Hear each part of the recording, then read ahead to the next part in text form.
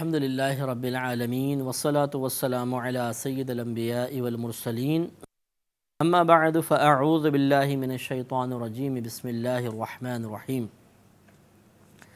سورۃ الفرقان چل رہی تھی اور اس کی تقریباً 22 آیات کی تفسیر ہوئی تھی، اور 23ویں آیت کے بارے میں ہم نے عرض کیا تھا کہ اس میں اللہ تبارک و تعالیٰ نے واضح طور پر بیان فرما دیا کہ جو حالت کفر میں انتقال کرے گا تو اس کی زندگی کے جتنے بھی نیک اعمال ہوں گے وہ سب کے سب برباد ہوں گے، ان کا اخروی کوئی بدلہ نہیں دیا جائے گا۔ لہذا ارشاد ہوتا ہے وَقَدِمْنَا إِلَى مَا عَمِلُوا مِنْ عَمَلٍ، اور جو کچھ انہوں نے کام کیے تھے، اچھے عمل کیے تھے، فَجَعَلْنَاهُ هَبَاءً مَنْثُورًا، تو بنا دیں گے ہم انہیں ایسے ذرے، بکھرے ہوئے ذرے جو دھوپ کے اندر نظر آتے ہیں۔ کبھی آپ نے دیکھا ہوگا کہ اگر سوراخ ہو روشن دان کے اندر، اس سے یوں دھوپ آپ کے کمرے تک آ رہی ہے، صحن تک آ رہی ہے، تو اس میں آپ غور سے دیکھیے گا باریک باریک ذرے آپ کو نظر آئیں گے، ہزاروں کی تعداد میں۔ یہ ذرے بہت معمولی سے ہوتے ہیں کہ اگر آپ یوں ہاتھ پھیریں گے تو یہ ہاتھ ان سے ٹکراتا نہیں ہے،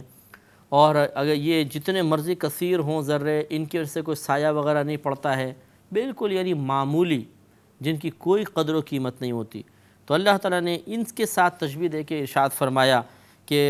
وَقَدِمْنَا إِلَى مَا عَمِلُوا مِنْ عَمَلٍ، اور جو کچھ انہوں نے کام کیے تھے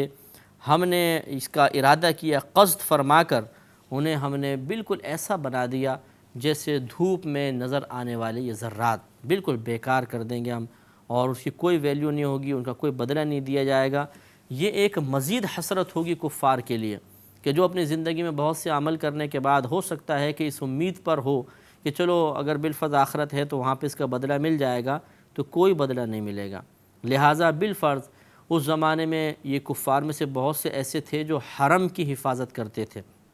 حاجیوں کی خدمت کرتے تھے، انہیں پانی وغیرہ پلاتے تھے، ان کے کھانے پینے کا انتظام کرتے تھے، تو یہ انتظامات اپنے مقام پر، لیکن جب ان کا ایمان نہیں تو کوئی بھی عمل مقبول نہیں، چاہے وہ کعبۃ اللہ کی خدمت کریں، چاہے وہ لوگوں کی انسانیت کی خدمت کریں، مساجد تعمیر کر دیں، اگر ایمان سلامت نہیں ہوگا تو کوئی عمل اللہ تعالیٰ کی بارگاہ میں مقبول نہیں ہوگا۔ اس کے مقابل پھر جنتیوں کا تذکرہ فرمایا وَأَصْحَابُ الْجَنَّةِ يَوْمَئِذٍ خَيْرٌ مُسْتَقَرًّا، اور جنت والے اس دن اچھے ٹھکانے میں ہوں گے، یعنی ایک بہتری مقام پر ہوں گے جو ٹھکانے کے اعتبار سے یا ٹھہرنے کے اعتبار سے بہترین جگہ ہوگی۔ وَأَحْسَنُ مَقِيلًا، اور مقیلہ اصل میں اس جگہ کو کہتے ہیں کہ جہاں پہ قیلولہ کیا جائے، اور قیلولہ اس آرام کو کہتے ہیں جو ظہر کی نماز سے پہلے تھوڑی دیر آدمی آرام کرتا ہے، کھانا وغیرہ کھایا، تھوڑی دیر آرام کیا، اس کے بعد پھر ظہر پڑھتے ہیں، تو ظہر سے پہلے کا جو آرام ہوتا ہے اس کو قیلولہ کہتے ہیں۔ حقیقتاً یہ ہے، ہمارے ہاں عموماً ایسا ہوتا ہے کہ ہم ظہر کا یعنی دوپہر کا کھانا کھا کر پھر سوتے ہیں عصر تک، تو حقیقتاً یہ قیلولہ نہیں ہے۔ سنت قیلولہ وہی ہے کہ ظہر کی نماز سے پہلے آرام کیا جائے، پھر اٹھ کر پھر ظہر کی نماز ادا کیا جائے۔ تو بہرحال یہ اس کو مقیلہ بیان فرمایا، قیلولہ کا مقام، تو وہ احسن مقیلہ، اور ایک ایسا اچھا مقام ہے جو قیلولہ کرنے کے اعتبار سے بہترین ہے۔ یعنی جنت کے اندر ایسا نہیں ہوگا کہ دن رات دوپہر شام اس طرح ہو، وہاں کا موسم ایک جیسا رہے گا، اور اس کے بارے میں نشاندہی حدیثوں میں کی گئی ہے جیسے کبھی آپ اٹھیں سحری کے ٹائم تو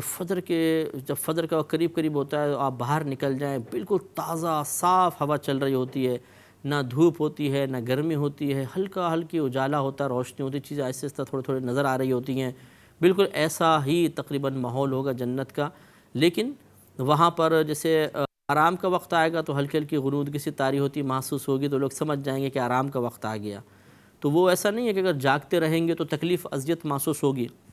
کیونکہ جنت میں کوئی اذیت نہیں ہے، لیکن وہ جو دنیاوی تقاضوں کے مطابق، جیسے دنیا کے اندر تقاضے تھے، طبعی تقاضے تھے، ویسے ہی روٹین کے مطابق آرام بھی کریں گے، بھوک بھی ان کو نہیں لگے گی، کھائیں گے بھی تو صرف لذت کے لیے کھائیں گے پیئیں گے، سب یہ معاملات وہاں پر ہوں گے۔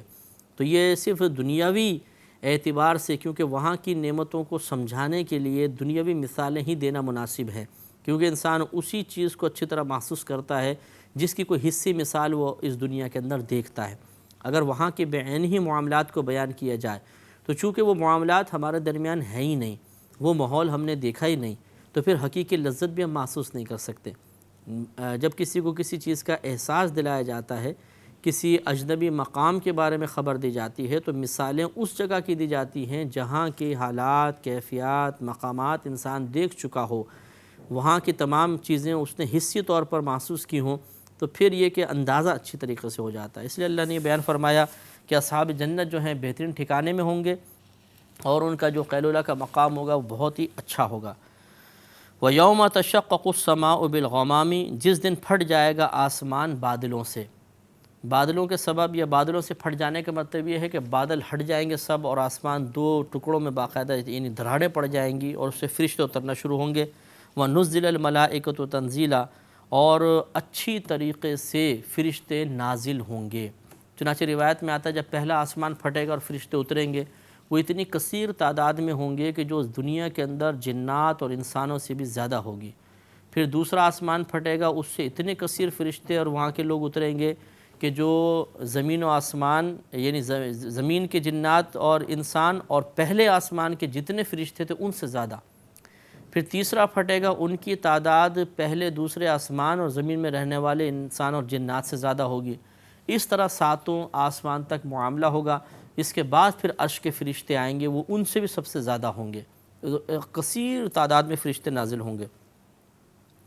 الملک یومئذ الحق للرحمن، اس دن سچی بادشاہی، حق بادشاہی، سلطنت یہ رحمان کی ہے، اللہ تعالیٰ کے لیے ہوگی۔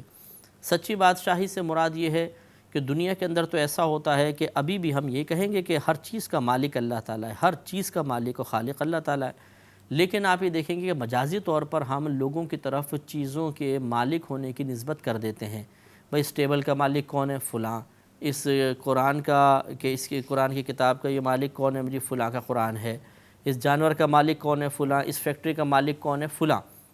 تو یہ ہم ابھی تو نسبت کر دیتے ہیں مجازن، حالانکہ حقیقی طور پہ فیکٹری کا مالک بھی اللہ ہے، ہمارے اس لباس کا مالک بھی اللہ ہے، سب اس کی ملک میں ہے، لیکن ہم مجازی طور پہ نسبت کر دیں گے۔ لیکن برود قیامت جب سب کچھ تباہ ہو جائے گا، کوئی باقی نہیں رہے گا،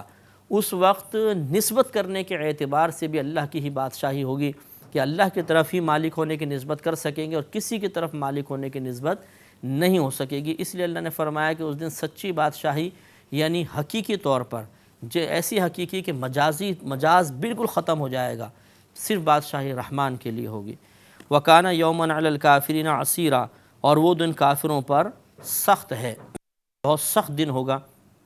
اٹھائے جانے کے اعتبار سے، کہ قیامت بھی آپ کو معلوم ہے صرف کفار پر قائم ہوگی، کیونکہ عیسیٰ علیہ السلام جب انتقال فرمائیں گے دنیا میں آنے کے بعد تو اس وقت تمام روئے زمین پہ مسلمان ہی مسلمان ہوں گے،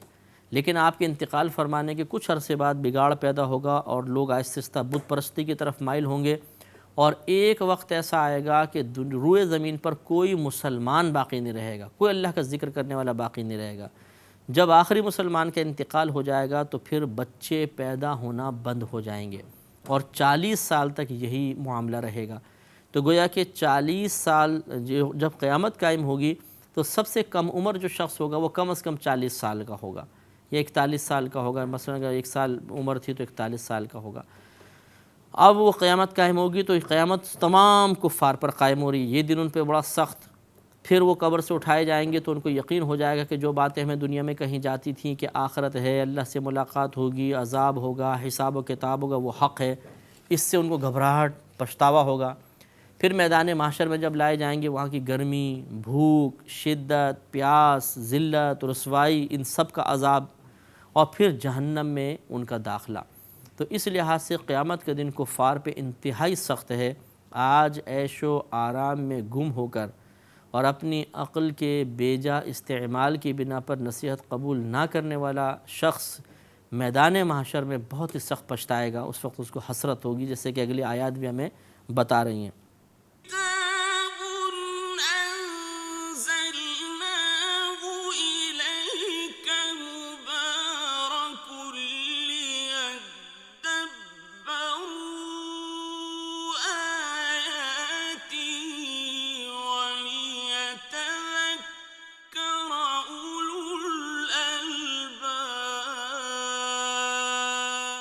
لہذا اللہ نے ارشاد فرمایا کہ وَيَوْمَ يَعَضُّ الظَّالِمُ عَلَى يَدَيْهِ، اور جس دن اپنے ہاتھ چبائے گا ظالم، یعنی بار بار اپنے ہاتھوں کو چبائے گا۔ یہ چبانا پچھتاوے کی وجہ سے ہوگا۔ جیسے آپ نے دیکھا ہو کوئی کسی کا مثلا انعامی بانڈ ہو، بہت عرصے سے پڑا ہو، نکلتے نہ ہو بالفرض، اب اس نے کہا نکلتا تو ہے نہیں، آج اس کو یوز کر لو، استعمال کر لو، وہ گیا اور اس نے کوئی چیز خرید لی، دکاندار کو دے دیا، واپس آیا تو پتہ چلا اخبار میں انعامی بانڈ کا اعلان ہوا ہے، دیکھا تو 5 کروڑ کا انعام نکلا ہے مثلا اسی بانڈ کے اوپر، تو کتنا پچھتائے گا۔ تو بعض اوقات آدمی اس طرح انگلیاں چباتا ہے، مطلب گھبراہٹ کے اندر، اور پچھتاتا ہے بہت زیادہ، یہ میں نے کیا کر دیا۔ تو کفار کو ایسا ہی ہوگا کہ وہ بہت ہی پچھتائیں گے، بہت ہی ان کو افسوس ہوگا کہ ہم نے کیا کیا۔ اور یہ کہا جاتا ہے کہ یہ ظالم سے مراد خاص عقبہ بن ابی معیط تھا، ایک شخص کافر تھا عقبہ، یہ ابی بن خلف کا دوست تھا، ابی بن خلف کافر تھا،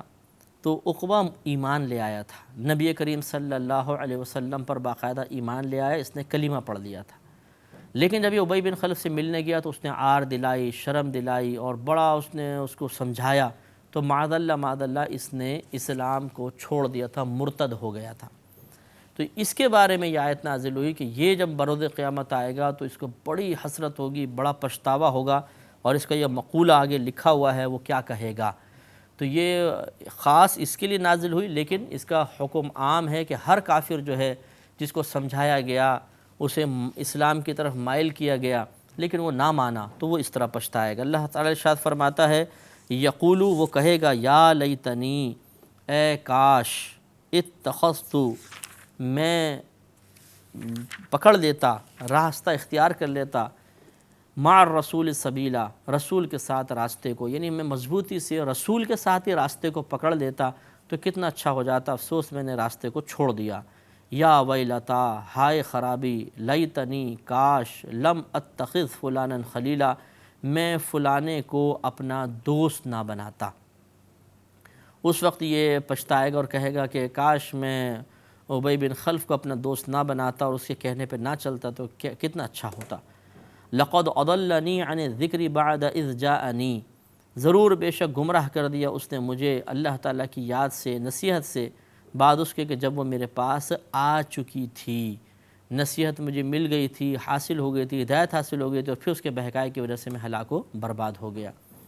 تو معلوم یہ ہوا کہ دوستی جو ہے یہ بہت ہی بعض اوقات منفی کردار بھی ادا کرتی ہے، اور آدمی دوستوں کے جھانسے میں گرفتار ہو کر تباہ و برباد ہو جاتا ہے، جیسے کہ عقبہ بن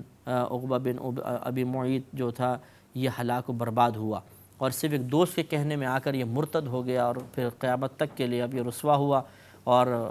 آخرت کے اندر اس کا انجام دردناک ہوگا۔ لہذا اس سے کم از کم 2 باتیں ہمیں یہ ضرور سیکھنی چاہیے۔ پہلی بات تو یہ کہ دولت اسلام اللہ تبارک و تعالیٰ کی بہت بڑی نعمت ہے، جس کے پاس ہے اس کو شکر کرنی چاہیے، جس کے پاس نہیں ہے اس کو ضرور فکر کرنی چاہیے، کیونکہ یہ کتاب حق ہے، اسے آج تک کوئی غلط ثابت کر نہیں سکا، نہ غلط ثابت کر سکے گا، اس کا ایک ایک لفظ سچا ہے، ضرور ایسا ہی ہوگا جیسے اس کتاب میں بیان کیا گیا ہے، اس لیے کہ کسی مخلوق کا کلام نہیں، یہ ایک رب کا کلام ہے، اور بارہا اس پر دلائل بیان کر دیے گئے، اور سب سے بڑی دلیل یہ ہے کہ اس کی حفاظت کا وعدہ اللہ نے فرمایا۔ لہذا پوری دنیا میں آپ چلے جائیے، پورے دنیا کے ہر ملک کے اندر موجود قرآن کو جمع کر کے دیکھ لیں، اگر ایک زبر زیر پیش کا بھی آپ فرق دکھا دیں تو پھر واقعی مان لیں کہ آپ نے بتا دیا، کہیں زیر زبر پیش کا فرق نہیں ہوگا۔ بالکل جیسا یہ لغت قریش پہ قرآن جمع ہے، ایسے ہی آپ کو قرآن ملیں گے، تو اس کی حفاظت کا وعدہ اللہ کا ہے، تو جب وہ ذات اس کی خود حفاظت فرما رہی ہے، اس میں جو باتیں بیان ہوئی حق اور سچ ہیں، تو سمجھ لینا چاہیے کہ ایسا ضرور ہوگا۔ دوسری بات یہ ہے کہ دوست جو ہیں وہ بہت سوچ سمجھ کے بنانا چاہیے۔ دیکھیں، ملاقاتی اور دوست میں فرق ہوتا ہے۔ آپ اسکول جاتے ہیں، کالج جاتے ہیں، یونیورسٹی جاتے ہیں، آفیسز میں، آپ کے اطراف میں رہنے والے بہت سے لوگوں کو آپ دوست کہتے ہیں، لیکن حقیقتاً وہ دوست نہیں ہوتے۔ دوست اور خلیل تو اسے کہتے ہیں کہ جس کے پاس آپ اکثر و بیشتر بیٹھیں، اس کی صحبت اختیار کریں، اور اپنے دل کا راز اس کے سامنے بیان کرنے میں بالکل شرم و جھجک محسوس نہ کریں، رکاوٹ محسوس نہ کریں، یہ ہے حقیقتاً دوست۔ ورنہ باقی جو ہیں وہ دوست کے درجے میں نہیں آئیں گے، صرف ملاقاتی کے درجے میں آئیں گے۔ تو ہم دوستیاں کرتے ہیں ہر ایک سے، بھی یہ میرا دوست ہے، فلاں میرا دوست ہے، لیکن آپ غور کریں گے کہ دل کی بات،